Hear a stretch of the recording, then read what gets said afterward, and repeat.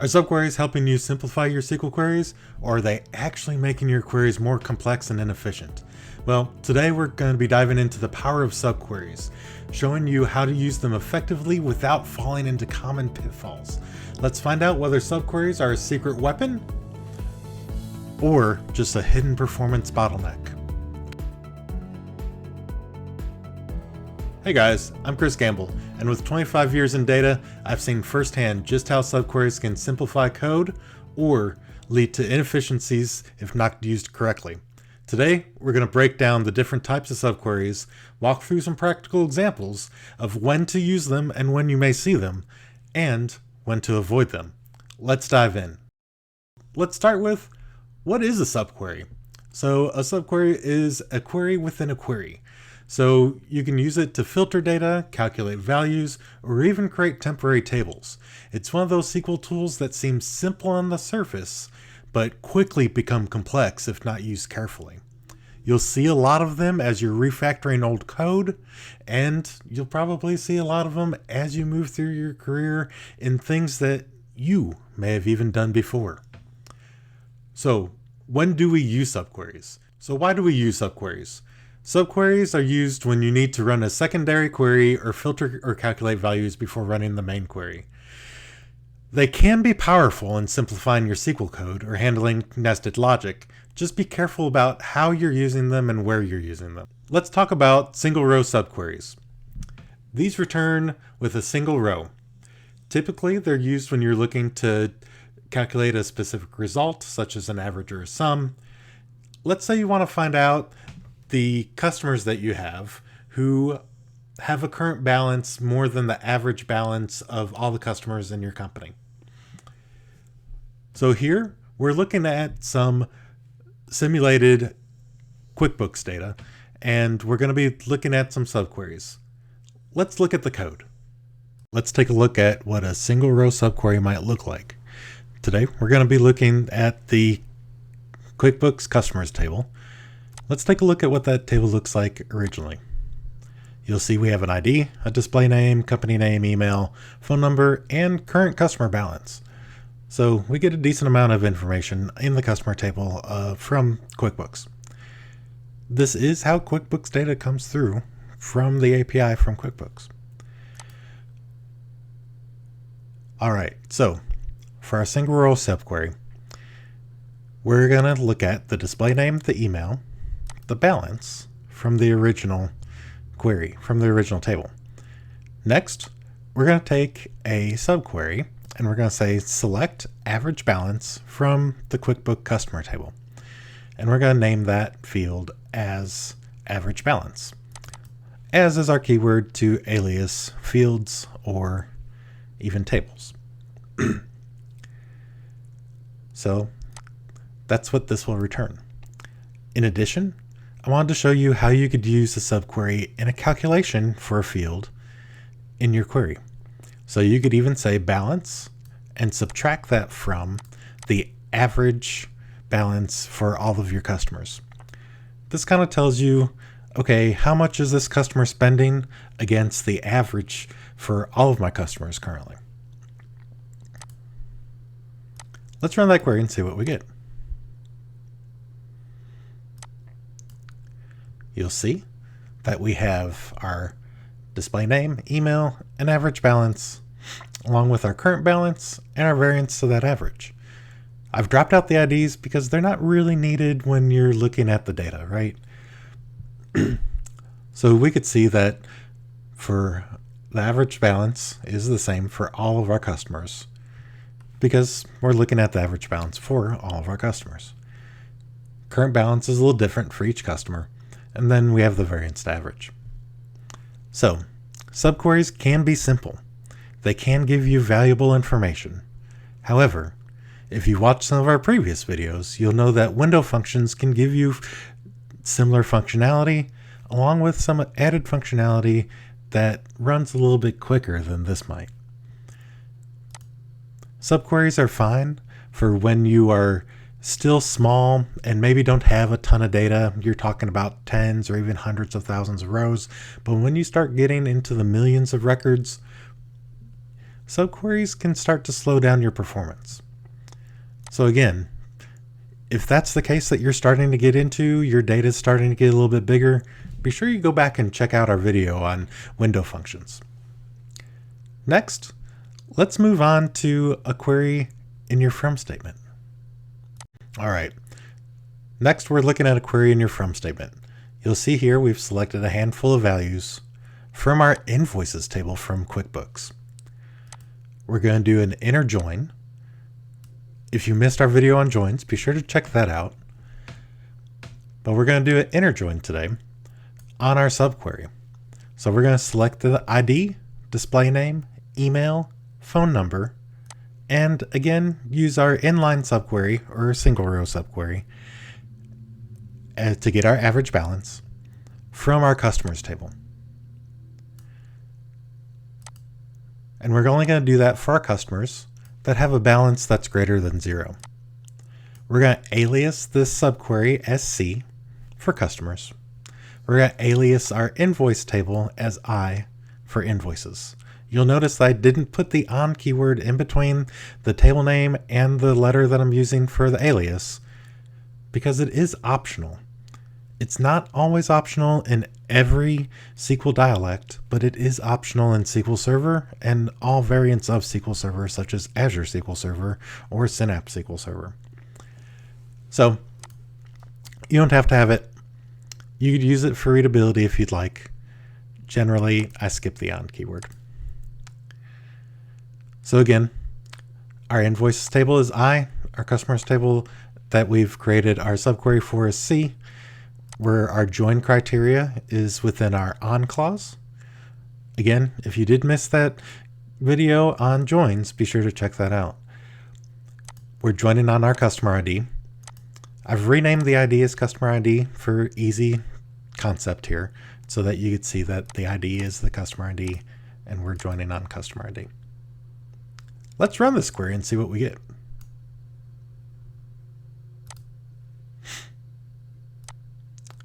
So what this is going to return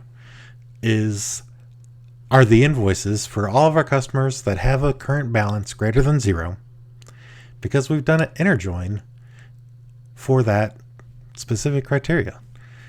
Again, our subquery only returns customers with a balance greater than 0. Let's run this subquery.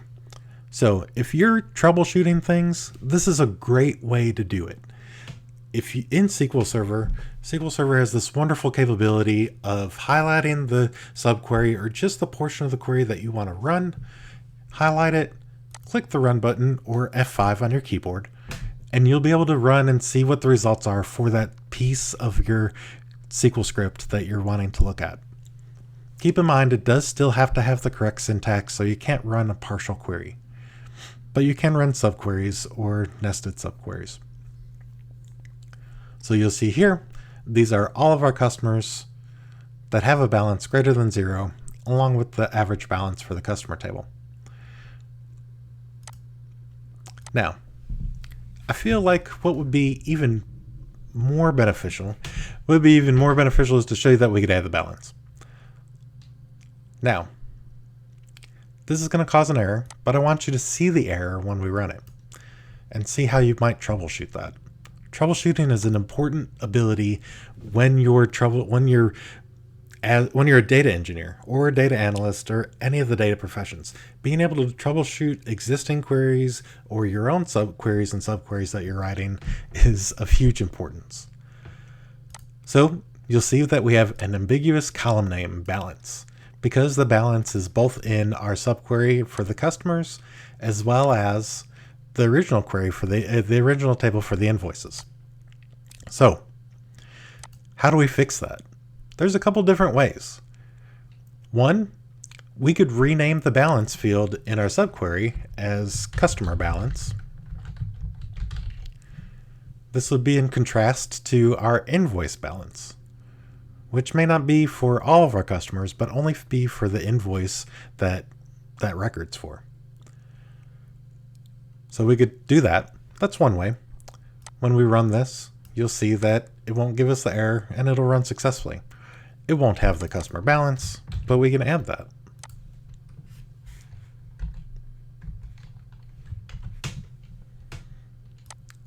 We could run it again.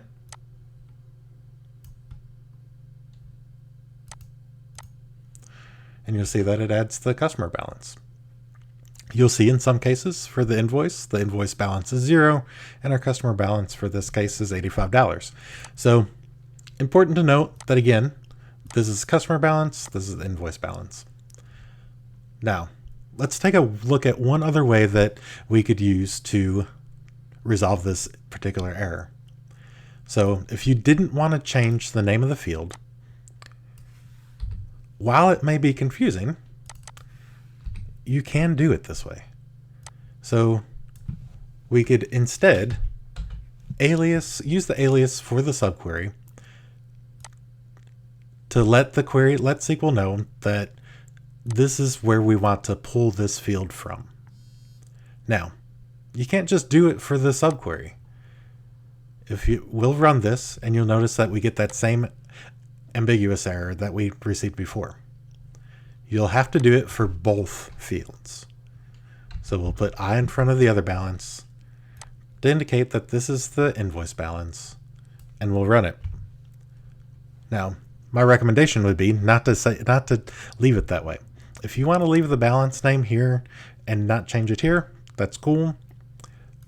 I would recommend aliasing both the invoice balance and the customer balance with a more specific name so that it's easier to identify. So let's call this invoice balance, and let's call this one customer balance. Now when we rerun this for the final time, you'll see that the names of those fields have changed to customer balance and invoice balance so that we could easily identify which one's which. All right, let's move on to subqueries and where statements. This query is a little shorter, but let's take a look at it. Again, we're using the customer table, and in this case, it's very similar to our where criteria here, where we're looking at everybody with a balance greater than 0, but instead, we're going to look at all of our customers that have a balance greater than the average. These are going to be maybe our top customers, right? They spend more money with us or they currently have a balance with us higher than what the average balance is across all of our customers. Let's take a look at this result, and then we'll talk about the query. You'll see that we have the display name, email, phone number, and again, the balance. But we only have 11 records instead of the full data set. And that's because we are using a subquery here to calculate the average balance, and within our where criteria, we're saying where the balance is greater than that average balance that gets returned. Now, if we just run the subquery, we'll get one record with the average balance. We're not aliasing the name of the balance. It's not needed. It's just extra. You can if you want. It's good for readability, and it's good practice. So let's go ahead and do that. You'll notice I've put an order by balance descending. DESC stands for descending. That way it sorts the results based on the balance, and you get the highest customer balance first and the lowest customer balance at the bottom, at least up until the average. You'll notice that none of the results will have a balance less than $182.12. In fact, the lowest balance here is $226. So those are different ways that we can use subqueries. Now that we've covered the types of subqueries, let's talk about when and how to use them. Be cautious about using subqueries. Subqueries can simplify your SQL code, but they can also introduce performance issues if not optimized correctly. So let's first visit subqueries versus joins. Subqueries can often simplify logic, especially when you don't want to deal with complicated joins. However, if your subquery can be replaced with a join, you should think of the trade-off. It's possible that dealing with the 10,000 records that you're dealing with now, it runs fine. But as your business continues to scale, or as your data continues to scale within your corporation, that subquery will get slower and slower and slower. Joins have a tendency to perform better because the SQL systems that are running those queries are optimized specifically to handle joins much more efficiently. For example, you could write a subquery to find employees who work in a sales department, but a join will often give you the same result faster and with a clearer query plan. Query plans are how SQL processes your query. Let's talk about correlated subqueries. Some of the common pitfalls that I've seen over the years definitely involve correlated subqueries. That's because they're notorious for causing performance issues, especially as your data sets continue to get larger. This is because the subquery is executed for each row of the outer query, and that is incredibly inefficient. So what happens is every time that query is producing a row for that data set, it needs to evaluate that row against your correlated subquery. That's what a correlated subquery is. Nesting subqueries, so queries within queries within queries, I've seen as many as 4 and 5 layers deep over the years, definitely get confusing and inefficient. Too many layers of subqueries can confuse the SQL systems, leading to poor performance, and in many cases, restructuring the query can improve both readability as well as execution time. Alternatives to subqueries are window functions. If you've missed our window function video, be sure to check that out. But window functions are much more efficient than using an inline subquery. In many cases, they improve performance and readability. So, for example, specifically the one we're looking at today, where we used an average to find out the average balance for our customers, a window function can equally be used much more efficiently and much more readably than using the subquery. So, we've looked at some real-world examples. We've talked through what each of the types of subqueries are, as well as when and how not to use them. Tell me a little bit about in the comments what your longest running subquery is, or query. Put it in the comments. Maybe we can optimize it together. In addition, if you haven't joined our Gamble Datasphere yet, be sure to go to gambledataengineering.com/services and join our Gamble Datasphere, where you could be part of our Discord community, and you could go in there and put your subquery or query and let the whole community help you with it. So, you've learned about how subqueries can be a powerful tool for ease in writing your queries, as well as the pitfalls of subqueries that you may encounter along the way. They can be a powerful tool in your toolkit or be the detriment of your data warehouse. Knowing when to use them and when to avoid them will save you a lot of headaches down the road. I hope that this breakdown gave you a treasure trove of insights and help you to understand when subqueries are helpful or when a different solution may be more efficient. Be sure to like and subscribe for more insights on data engineering and the data profession as a whole. If you've missed our SQL queries, be sure to check those out. If you've missed our SQL tutorials, be sure to check those out. And if you've missed our Python tutorials, be sure to check those out. I'll see you next time.